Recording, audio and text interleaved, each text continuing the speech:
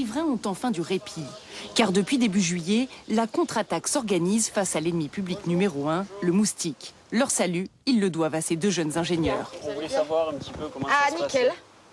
Nickel. Tous les soirs, pu manger dehors? Tous les soirs, on mange dehors. On a vraiment une nette amélioration. Bon, il y en a encore un petit peu, mais bon, vraiment super. Hein. Leur arme, des bornes installées tous les 80 mètres.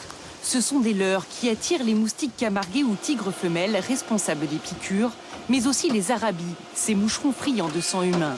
Une fois à proximité, l'insecte est littéralement aspiré par l'étroite cheminée.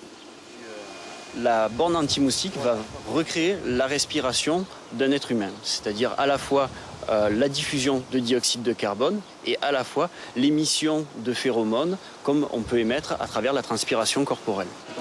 Mais l'originalité de l'invention, c'est surtout son faible impact sur l'environnement. Le dioxyde de carbone que nous utilisons est recyclé, donc il est capté dans des fermes de blé. Lors de la fermentation du blé, il est capté et stocké dans les bouteilles que nous utilisons.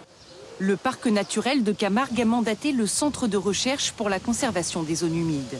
Il assure le suivi de ces prototypes. 3 fois par semaine, des cobayes exposent leurs mollets nus pendant 10 minutes. Une fois le moustique appâté, il est capturé. Et donc l'idée, c'est de comparer le nombre de moustiques qu'on va capturer à la vitesse du mollet dans les zones où il y a des pièges et dans les zones où il n'y a pas de pièges. Comme ça, on peut évaluer l'efficacité des pièges. On atteint des taux de diminution de l'ordre de jusqu'à 70%. Les fortes chaleurs ne favorisent pas la prolifération des moustiques. Il faudra donc encore attendre pour juger grandeur nature de la réelle efficacité de ces bornes.